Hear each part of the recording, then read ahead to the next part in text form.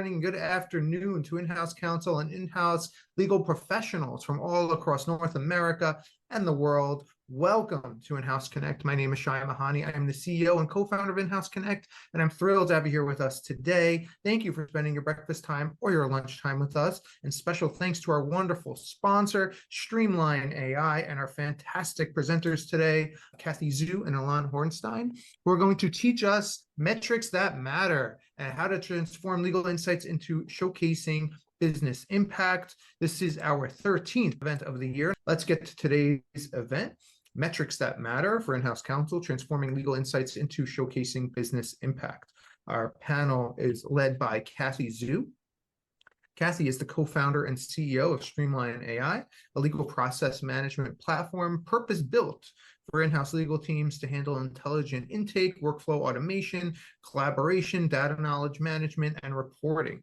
Kathy was most recently Associate General Counsel at DoorDash, where she spent 4 years building commercial legal and legal operations functions from the ground up and supported the company's growth from $4 billion to over $70 billion in valuation. Kathy started her career as a corporate lawyer at Wilson Sonsini, advising over 30 startups through venture financing, M&A, and IPOs. Following that, she spent 4 years at Medallia, a customer experience management software platform where she was promoted to director of commercial legal. In her free time, Kathy is a dedicated meditator. I saw a mediator. I guess I got my law hat on. It's much better to be a meditator, not a mediator. Maybe it's the same thing, but she's a dedicated meditator, golden doodle mom, and a scuba enthusiast. She is joined by Ilan Hornstein. Ilan is a technology company legal executive with over 20 years of engineering, business, and legal experience. He currently serves as Vice President, Deputy General Counsel of 8x8, where he oversees 8x8's global commercial, legal, product and IP, corporate, and legal ops teams. Prior to 8x8, Ilan served as a Chief Legal Officer, Corporate Secretary, and Head of Business Ops for Nauto, a computer vision AI company focused on helping human drivers be safer on the roads.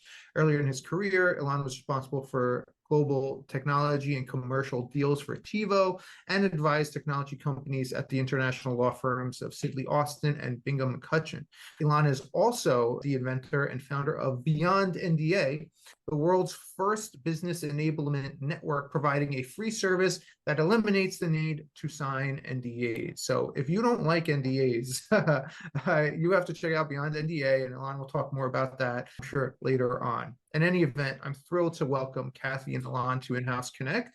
And without further ado, I'll turn things over to Kathy to get us started. Awesome. Thank you so much, Shai. It's wonderful to be back here again. I love this community. I love the energy that everyone brings.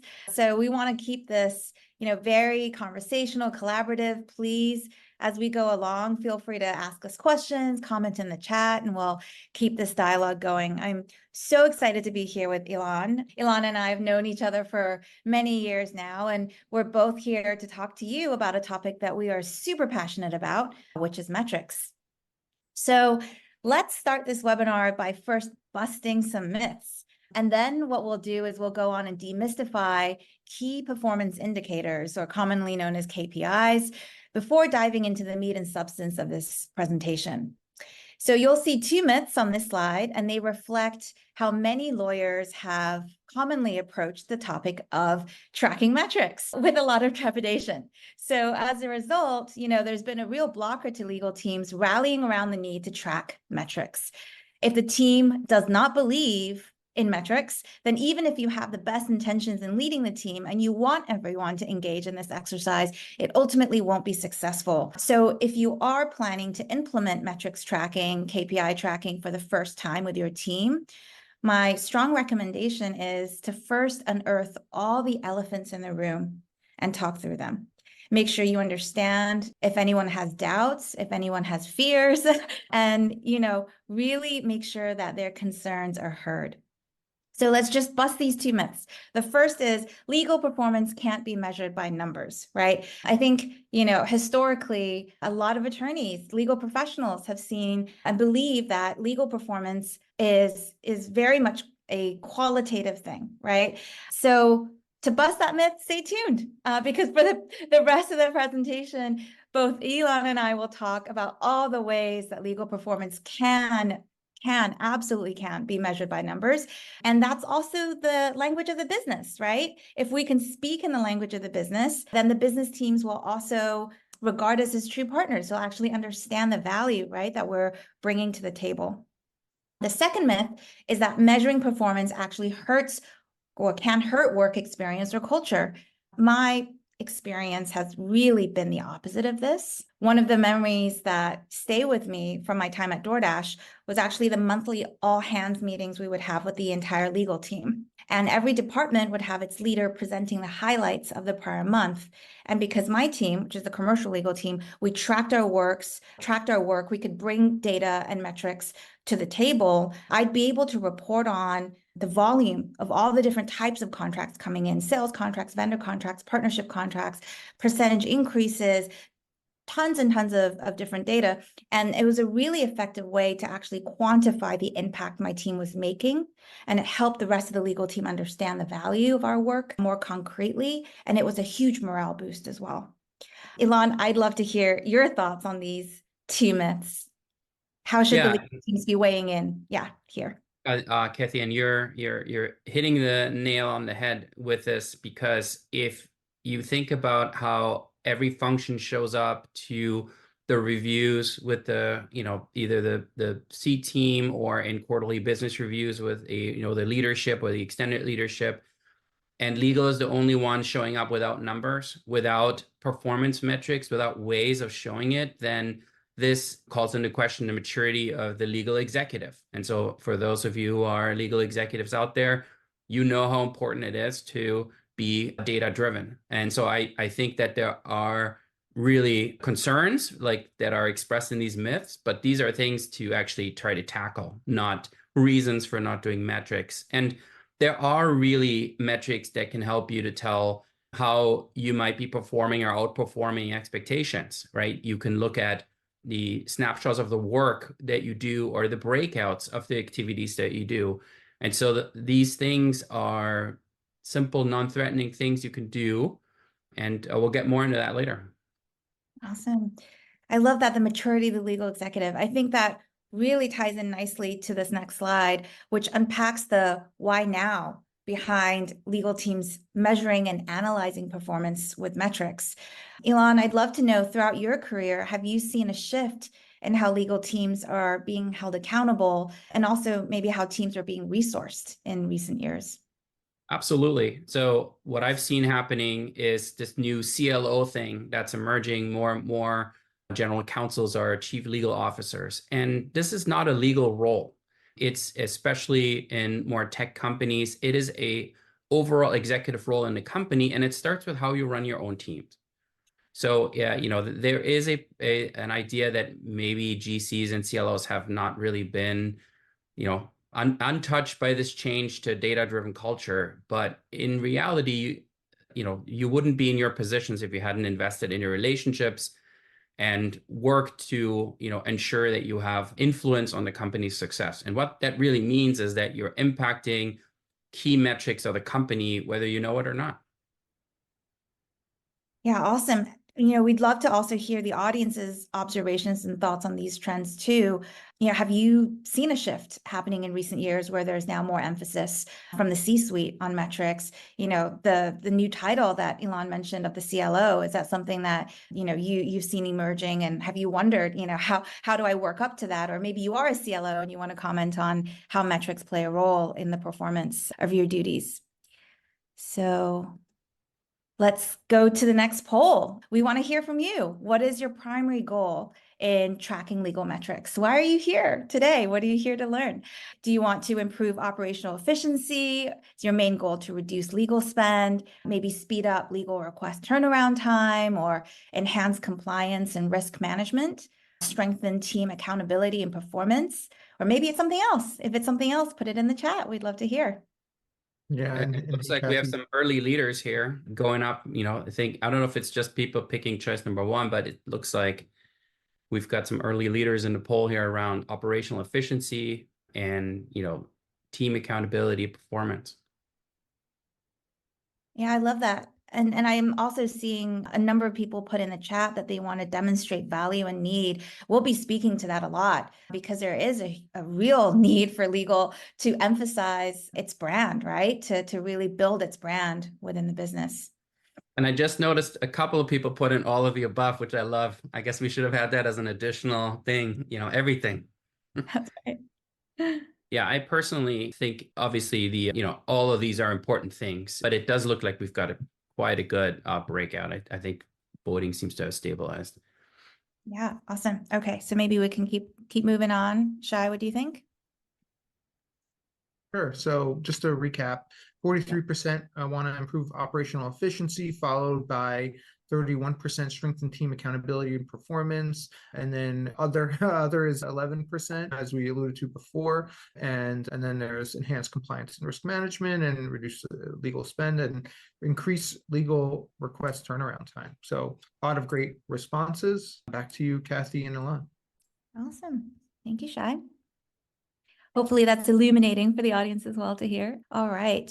So moving on now to discussing, and hold on a sec, I'm just trying to close out on this window. Okay, so now moving on to talking about metrics versus KPIs. So a theme that we'll be emphasizing during this presentation is that data is good, but collecting data just for the sake of doing it is not the point. What we really need to do is to use the data as a way to measure how we're progressing towards a certain goal, right? Because let's face it, numbers don't mean very much in a silo. You really need to put it into context to understand the overarching narrative in order for the numbers to be meaningful. So what I recommend is to start with your goals first. What is it that you want to achieve for the team? And then you work from there to see what numbers and what data you need to track and to improve to get you there to that goal. And that's really the point of KPIs. You're using these metrics as a way to measure progress towards a key objective. So Ilan, I know you've done a lot of work on this at your previous roles and also at 8x8. Could you share with us, your experience setting KPIs for your team, your opinion on the overall OKR process? How do you approach that? Yeah, and it is a challenge and it has to be done thoughtfully. There is a fear in legal departments as lawyers, and I remember when I started out, the same thing where, there's a fear because legal is always blamed. That's the experience, right? When things are slow, when sales are slow, when, something hasn't happened, it's just so easy to just throw legal under the bus, right? Well, it took forever to get something done. And so lawyers, who have experienced this might be afraid that now there's just going to be data to back up all these things to blame them. But we all know how hard our teams are working. And we all know that we're actually impacting the business and how much time we're spending actually impacting the business. And so one approach I've used is to convince my team, and I did that, but you have to convince them that you will, is keep the metrics internal first to try them out. And metrics really are meant to be useful too. So it's really good to actually, if you have not yet measured anything or done metrics or KPIs, is try it out internal to the team first. And that can help people to understand how to figure out whether a metric works and what does it drive. And then behind the scenes, work to identify the business goals you can impact. And by helping to steer people, you can start to show them that the metrics not only measure their own performance, but it helps you to, figure out how to understand your impact on the rest of the business. And we'll definitely dive into more detail on that to show you some specific things that truly demonstrate that, there's no need to be fearful and, you can help the business get better. Thanks, Ilan. And exactly to Ilan's point, we're going to go into details on some of that because I'm seeing in the chat people asking about what might be causing bottlenecks and tracking that data. We're going to unpack and demystify all of that. And I love Ilan's focus on, experimentation, right? You don't have to look at this as the final thing. Try it out and see where that takes you. So now let's move into the substantive content of today's presentation. And I'll quickly just explain what we're about to cover in the upcoming slides. So here you can see we're going to discuss why KPIs matter, and then how to connect legal KPIs with overall company level KPIs, company level objectives. Then we'll talk about what a good KPI looks like, how to design a good KPI, and then we'll go into more specific examples of KPIs for each different legal department and give you some nuggets so that you can get started. And we'll also be sharing resources in the chat, so ebooks and best practices. So please keep your eyes peeled for that. And so, yeah, let's move on to this slide. So we're going to talk about why do KPIs matter for legal teams. Ilan, turning it over to you. Could you share with us your thoughts on this? Yeah, and this goes back to our point that it's really about showing that you're executing. And I also saw that mentioned in the chat, and to emphasize it, it's a way to demonstrate what you're doing, but it's also a way to drive your own action to prioritize things. You have a team, or maybe you're a part of a team. How do you know that what you're doing is just perfect? And do you believe it's perfect? And if it's not perfect, how can you figure out where to focus? How do you figure out that you are, having some allocation of your resources in the right spots? And so these are key uses for KPIs, and it matters for a legal team to find them, because in the absence of that, you're making decisions that you are, may not be, informed well, or you might not be taking any decisions. You're just operating the way you operated yesterday, and that's how you'll operate tomorrow. I started my career before law school at Raytheon, and at Raytheon, we had a big emphasis on data. And so I was trained in Six Sigma and TQM, Total Quality Management. And one of the core concepts is, and I've seen this quote attributed to Peter Drucker, but is you can't improve what you're not measuring. So that means you need to measure what you want to improve. And some areas in legal lend themselves very well to KPIs and tracking. Commercial legal is a good example of that. And it's a good idea to focus on those areas that you can do good APIs. Great. So now, you can see on the slides too, right, that we give you lots of reasons and examples and explanations around, the benefits of tracking KPIs for legal. Ilan, I'd love to, again, turn it over to you and hear from you some examples of the KPIs that you've used in the updates that you've given to, maybe your leadership team on legal team's performance. Yeah, and so, for this discussion, and we welcome the feedback and question, we can talk about it, and we'd love to engage on this. So the things I picked on as easy metrics that we would present as a legal team at our quarterly business reviews are a snapshot of our work. So, and we started measuring this data because we had a great tool that allows us to measure the data. And so we could tell people that the average time for someone to wait for legal assistance was 7 hours. And the average time that legal worked on something took about 24 hours of work. The average time the legal team was waiting on others was 16 days. And the average time to complete was 18 days. And so this data was extremely powerful to show that, yes, it took 18 days to complete on average something. 16 days was spent waiting on others. And I don't know how many of you, have a similar experience, but, this is the kind of powerful metric that you can, use to show people that even if it takes 18 days, the legal team is highly efficient. The other thing that I was able to do with the tool we have is to actually break out our activity. And I was able to show that we have about 50% of our legal resources spent on sales support. Well, guess what? People don't really know what all those lawyers are doing in the company. And so, this showing how much support you give sales is a key indicator. And so for us, I actually love Streamline AI, which is the tool that I use. And Kathy and I have known each other for a long time because I happened to meet Kathy at a lawyer event, and we were talking, and she told me about it. And one of the amazing things that Streamline AI does, it tracks whether work is with lawyers or whether it is with the business or with outside law firms. And that's sort of my next one, that, another KPI I look at is service provider performance. I have been astonished at the rates that law firms now want to charge for first-year associates.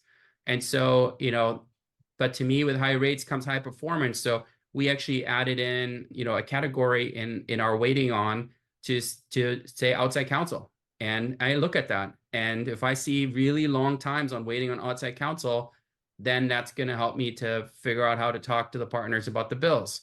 And so, these are the key metrics that I think are easy metrics to start with. And back to the initial point I mentioned, which is that if you show your team that you can prove with data that they're actually doing a good job, and that they will no longer need to worry about the whole, well, I was waiting on legal, and in reality, legal is waiting on others. That's just going to, be amazing for them. And they're going to want this data out there because they're going to want it known. And this is real data from us. And so, we will talk a little bit more about picking KPIs and making sure you match that to the tool you have. To my knowledge, there isn't really another way. I had originally coded my own Jira thing where I put all the workflows in Jira that I wanted, but this amazing thing to track where the work is just outstanding for legal metrics. Thank you so much, Ilan. And I love that. The emphasis on really getting a nuanced look into what's happening, right? Because not all work is created equal. So if you're just tracking the volume, you're not getting a true understanding of where the holdup really is. And I thought you gave some really fantastic examples there. And I think, this actually goes right into our next slide here on creating stakeholder-focused KPIs. And I saw the comment in the chat talking about cross-functional measures. And I agree that cross-functional measures are excellent. However, it's really hard to do cross-functional measures, right? Especially because you need to be able to track it. And so you can think about, I don't know how many of your companies use an OKR process, objective and key results, right? But you're likely to have some sort of thing with some sort of name where you have goals that are set at the top, and then need to go down and people have to execute around it. And so I want to talk briefly about two approaches you can take. One, which, is the case for many functions, but often not legal, is you just align. So you have the objective and key results at the top level, and then you pick one of those key results, and then you make that your objective. And then you figure out what key results can show that you're achieving that objective, which then automatically, basically cascades from the top down. And so, cascading down OKRs is one strategy. That's much easier for sales. If the top goal is increase 20% sales, then, sales can just take that as their next thing and do that. For legal, often you have to just align though. And so you need to think about how can your team support another team to accomplish its work. Examples are, there might be international launches, product launches, or entity management, which is something that I decided to tackle and to measure. So, this is a way of adding value by reducing waste and overhead. And so what we did is we wanted to eliminate a certain number of entities, challenging ones that create high admin overhead. And so we set a target for that. And so that was a way of us aligning to a reduction in overhead in our company because we could focus on it. And then we start tracking it as a key indicator. How many subsidiaries do we have? And setting a target for a reduction. That's awesome. Thank you so much, Ilan. I love the concrete examples because I do think it is often challenging for us to know how can we actually tie right into these business objectives that feel many clicks removed right from the work that we're doing. And the point that I want to add here is that legal historically has had a brand management challenge, and we've kind of talked about this thematically already. I have this image in my mind of us slaving away at our desks, and there's a line of angry business people, right, all standing on the other side of the desk, and they're asking about where is this thing that I needed yesterday. I learned recently that this isn't just an image in my mind. It's actually from a painting from the 16th century called The Village Lawyer. So this, image has existed with our profession for hundreds of years. And the reason is because there is a really huge disconnect, right, between the stakeholder perception and what's actually happening. And a big aspect of that, I think, the big cause of that is that legal doesn't communicate the demand on its services or its output in a very granular fashion. So business teams feel like they're in the dark on what's happening. And so, my recommendation actually is to sit down with the business leaders of those functions that have this misconception and create joint KPIs that you can then track, because in that way, you're actually bringing them into the solution. And you're ensuring that they're invested in this partnership to help legal become successful. So based on my experience and my peers, that I've heard from as well, companies where sales teams are very much invested in bringing down the waiting on time that Ilan mentioned and speeding up the ability for legal to do its work faster, that results in a more empowered experience for the legal team as well, right? And happier and more engaged employees. So that's another way of kind of tying legal KPIs together with business objectives.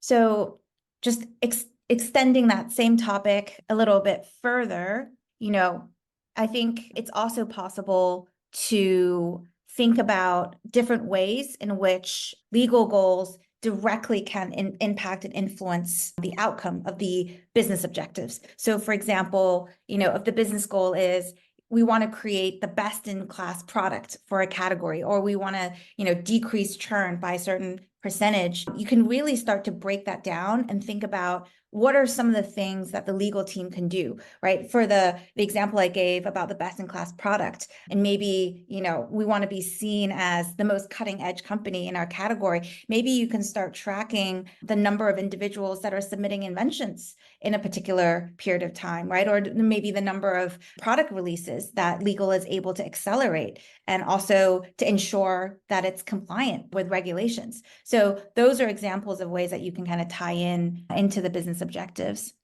Ilan, do you have any other examples that you can share with the audience on this? Yeah, and this can be something I actually love this area, but it can be difficult for me. I go back to the principles I learned on TQM, total quality management, and concepts of the value chain and the value stream.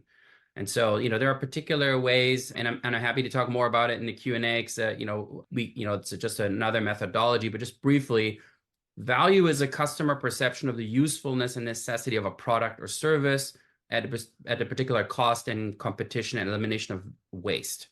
And so in order to create value, there's a stream of activities that happen, and they improve it. And so there's the idea of the pizza parlor gets all its ingredients, the way that they make the dough, and then they add the cheese, and then they bake it, is now more valuable than the raw materials that came in.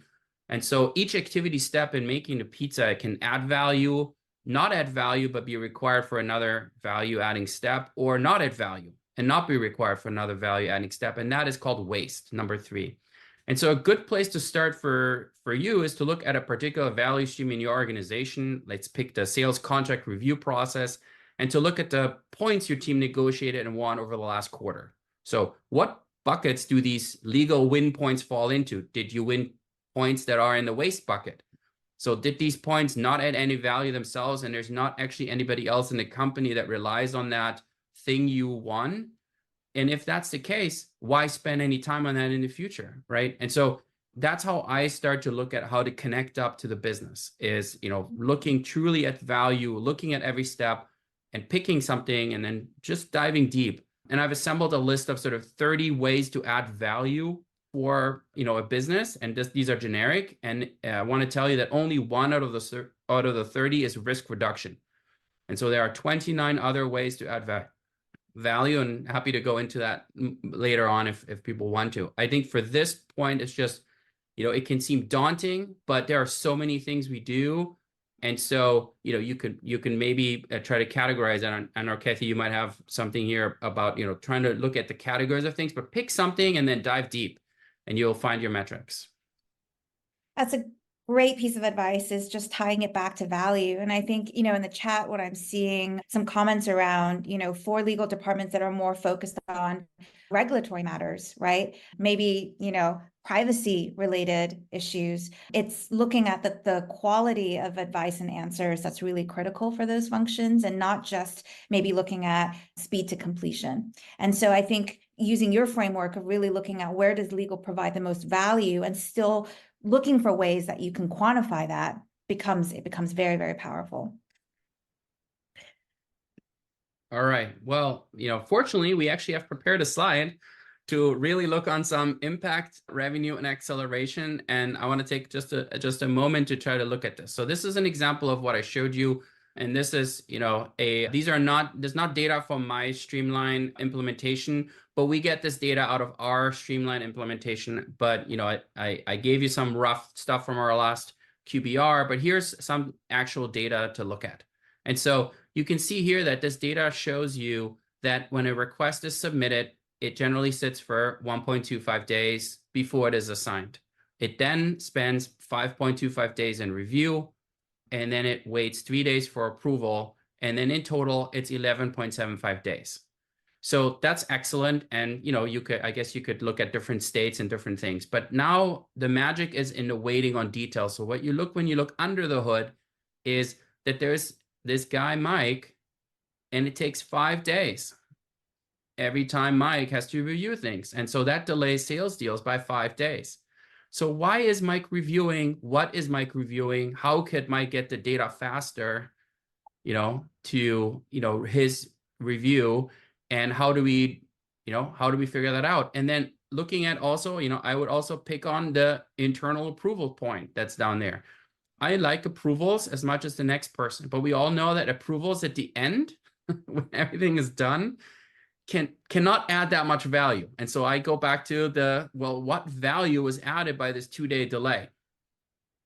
And so, this is the kind of you can pick on different things. You might also say that 1.25 days for waiting is too long. And so you can talk to your team about why is it taking us so long before somebody grabs a task to do, right?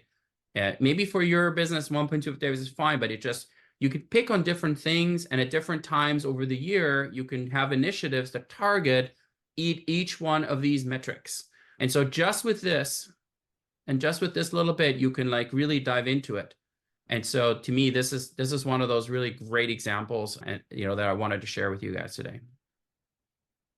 Thanks, Ilan. Some of these reports have resulted in, our customers having huge aha moments, just like you explained. The most dramatic being a single individual holding up deals that they are assigned to approve on average by 60 days.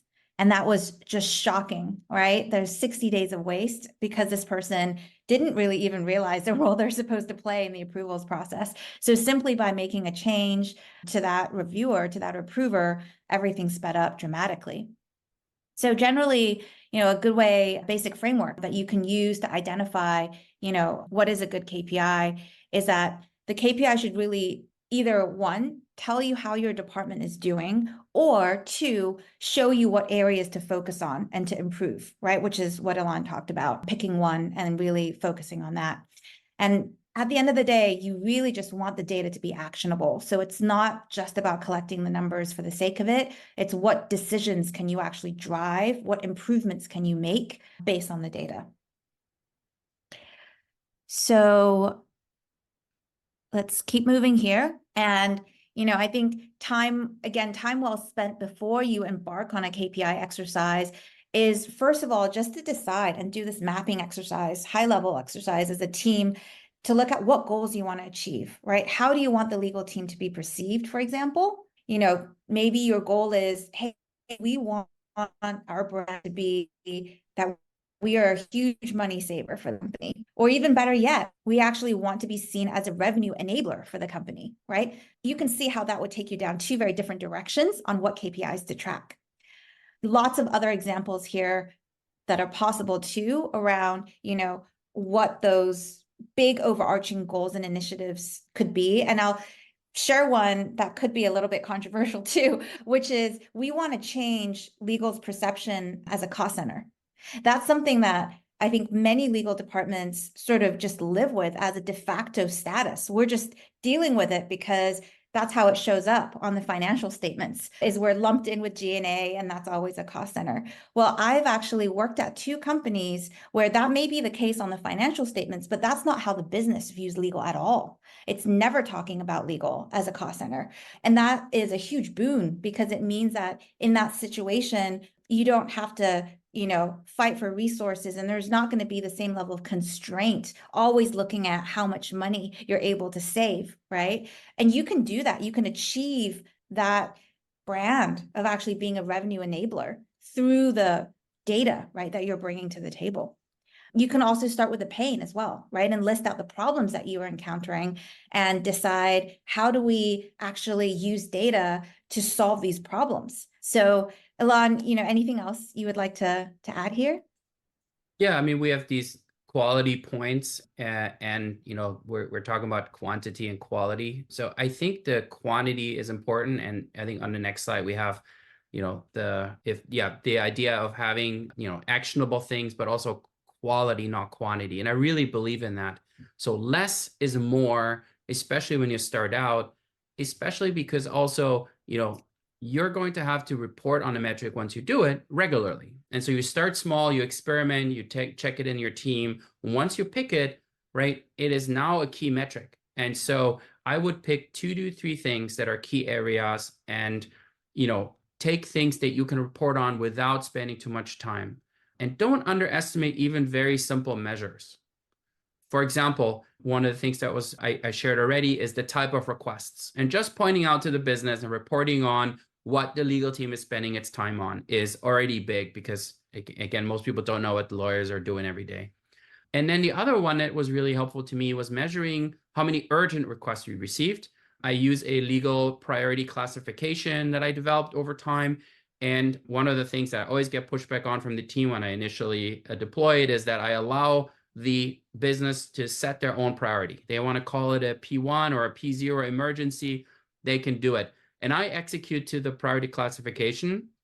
And so, I have had one time where somebody submitted a P0 emergency and I immediately shot an email to the CEO saying, legal team's dropping everything, we have an emergency. And then the CEO wanted to know what the emergency was, and I communicated it. And then the CEO called that business person, and we never got another P0 out of that team ever again. And the other one I do is I sit down with the business leaders at the end of the quarter. And I say, your team submitted 60% P1 requests.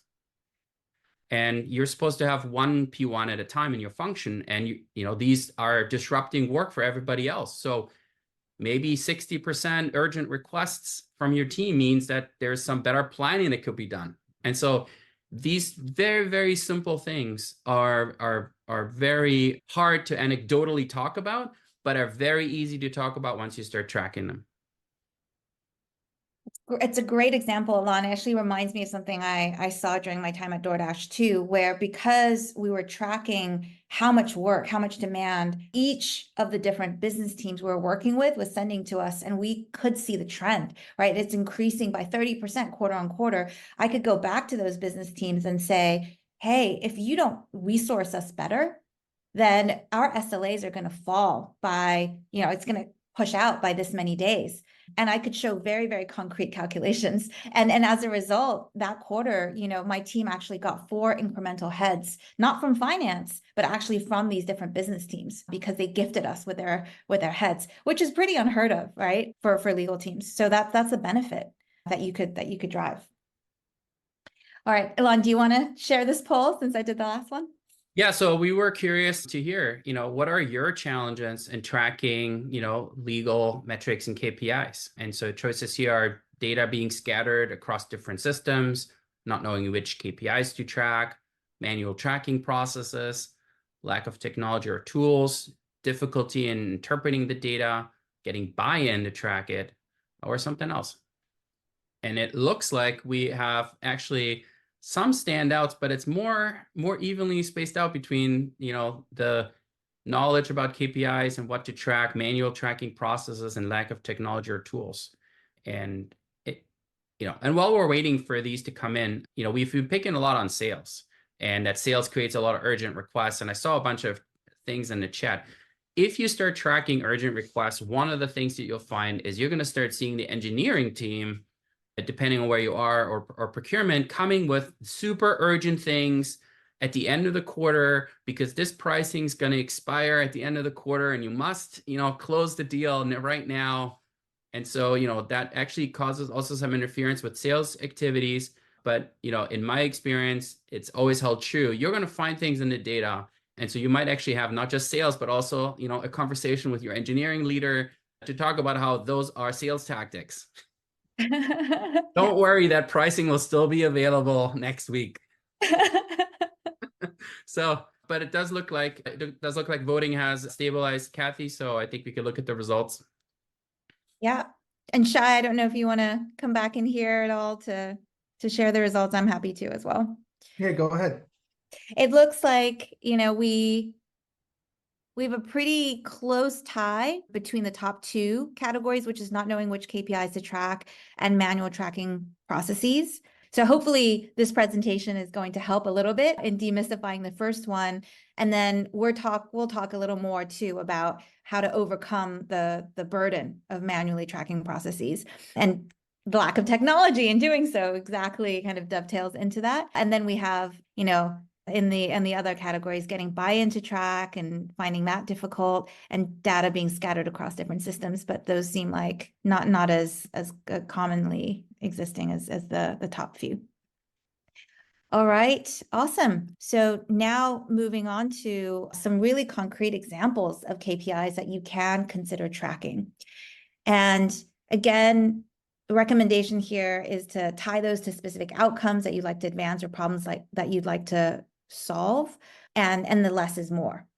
So request volume, we found, is a very helpful metric to track in order to understand the demand on legal resources, right? It's one thing to tell finance, we're super busy, we're at risk of people burning out on the team, that's why I need more headcount. It's 100% more impactful, especially to finance, given how their minds work, to say our request volume is increasing 30% every quarter, right? Like the example I gave earlier, we're at risk of pushing out our SLAs by 3 days on average on all sales agreements, and that's resulting in us, you know, being slower to recognize this amount of revenue over a given quarter.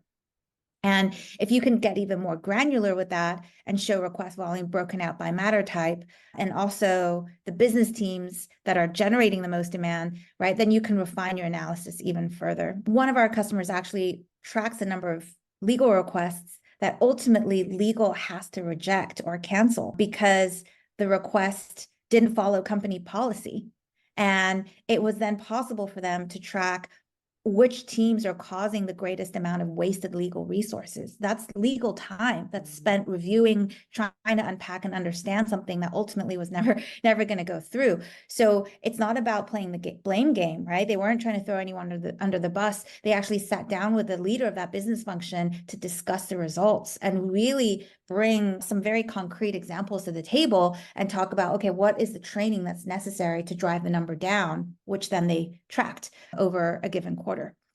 So, you know, I'm seeing in the chat, it's a difficult exercise to track, you know, in lots of cases, stuff that's not happening, because legal is also risk prevention. But Ilan and I are giving you lots and lots of examples of things that you can track, and start there, right? And show, you know, concrete value add by the legal department. So Ilan, I'm going to pass it over to you now. I know you have more examples to share.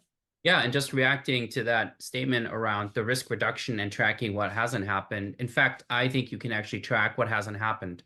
This might be easier for those of you in public companies, but when you know, even in private companies, you know, your accounting team has reserves for certain things, and your ability to drive down risk actually drives down those reserves. And depending on the size of your company, there could be a huge financial impact from a risk reduction in particular areas of operation.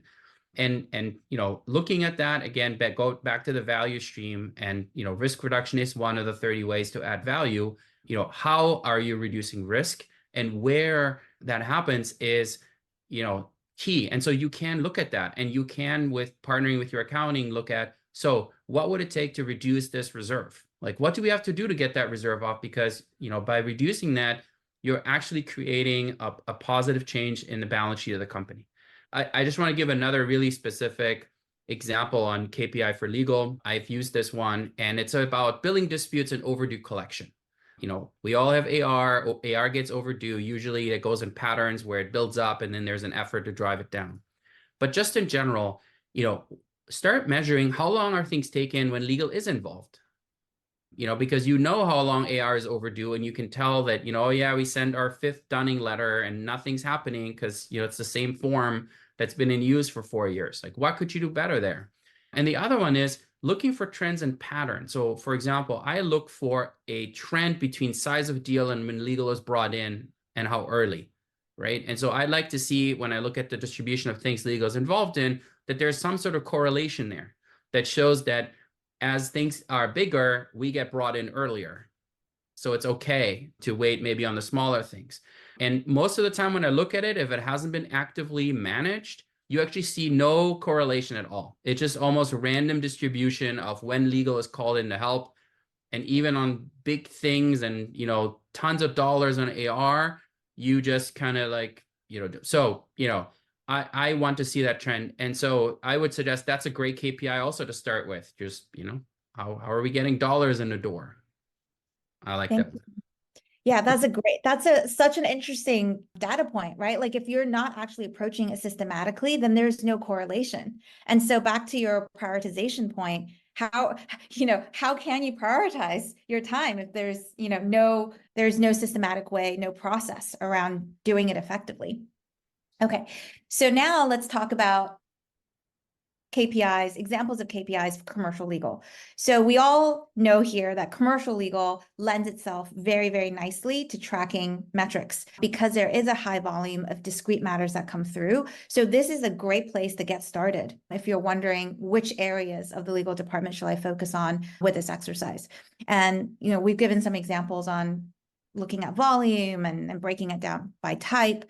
And you can also, look at time metrics, right? Look at how long is it taking for the legal team to engage in that first response, because usually that's the most time consuming to review the first red line, how long it's taking to close approvals out, or how long it's taking to complete the entire request. And it's really slicing and then dicing the data in these different ways that you get to the trends that Ilan is talking about.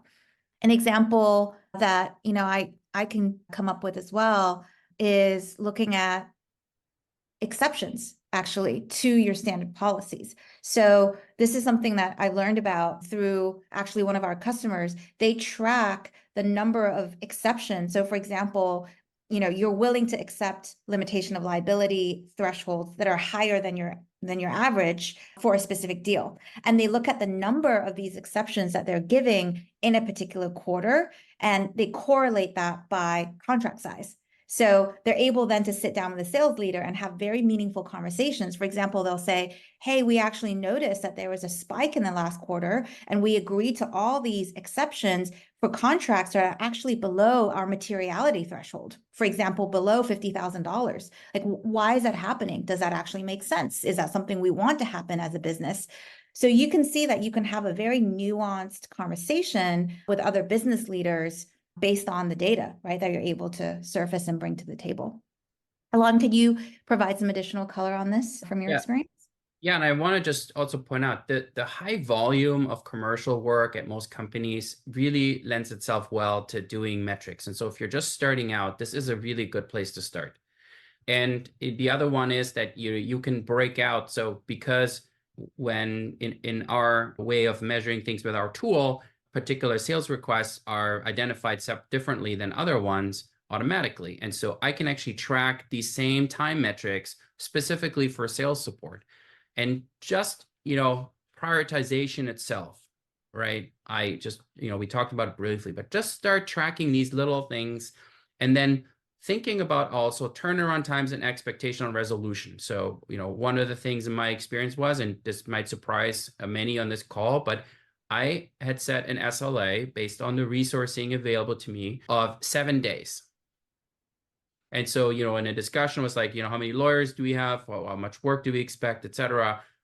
I said, okay, so with this staffing, 7 days is the SLA. Things are going to get done much faster most of the time, but no complaints if, things are happening within the 7-day time period. And if we want more, performance, we need to have more resources, just like any other function in the business.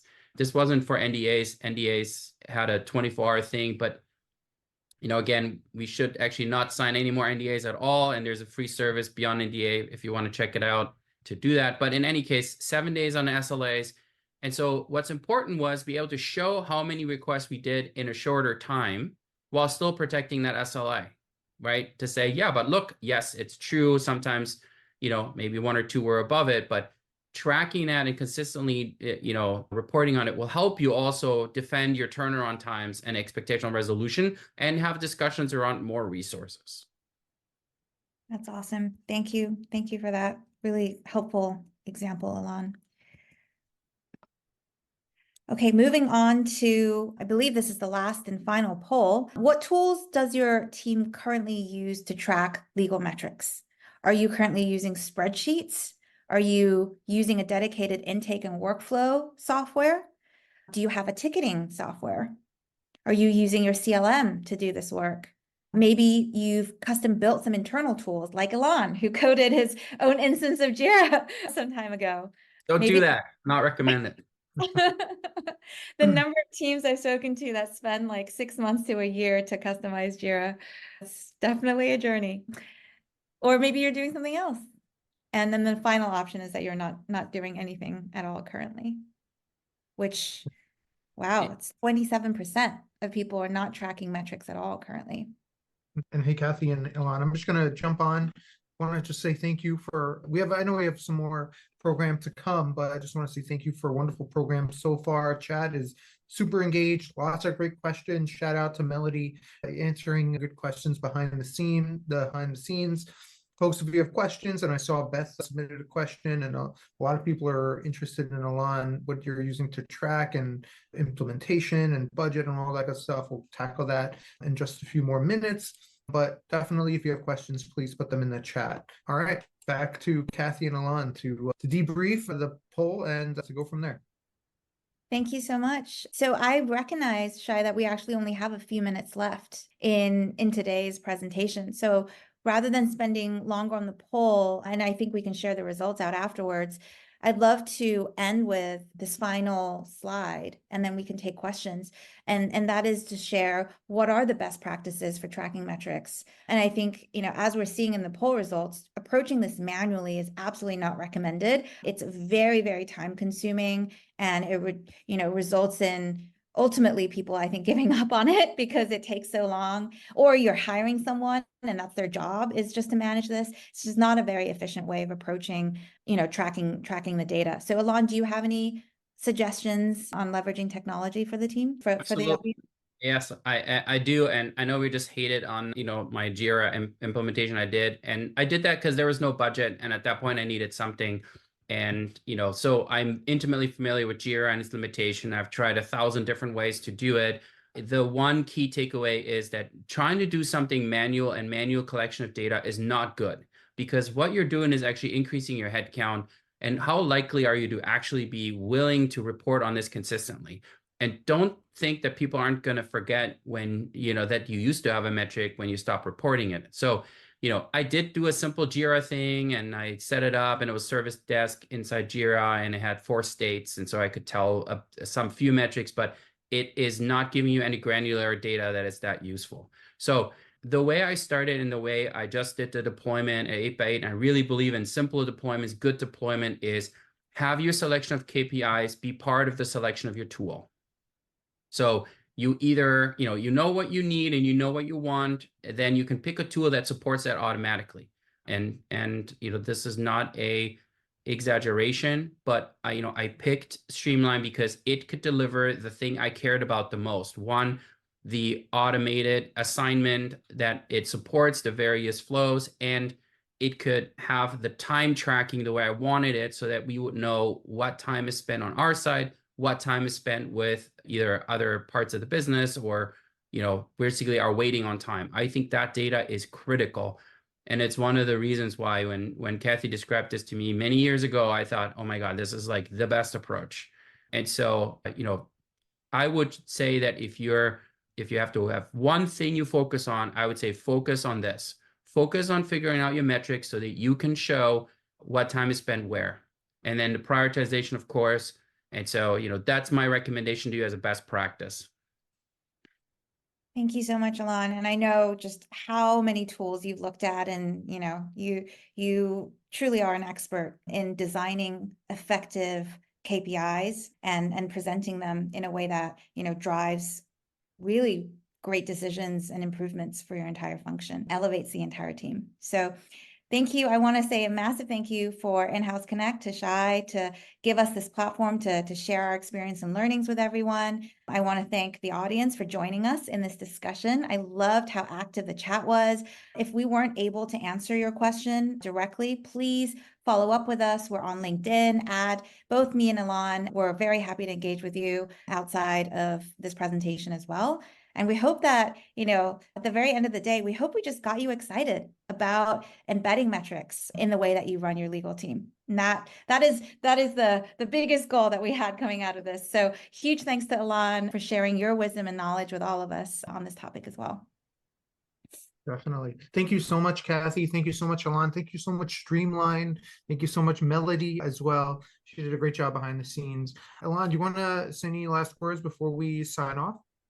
Thank you, everybody, for having me here today. I love metrics, etc. I just want to give one more shout out to Beyond NDA. If you're really not interested in signing NDAs anymore, I started this myself. It's just me. I just want to try to change the world and stop the craziness around NDAs. So check us out at www.beyondnda.com.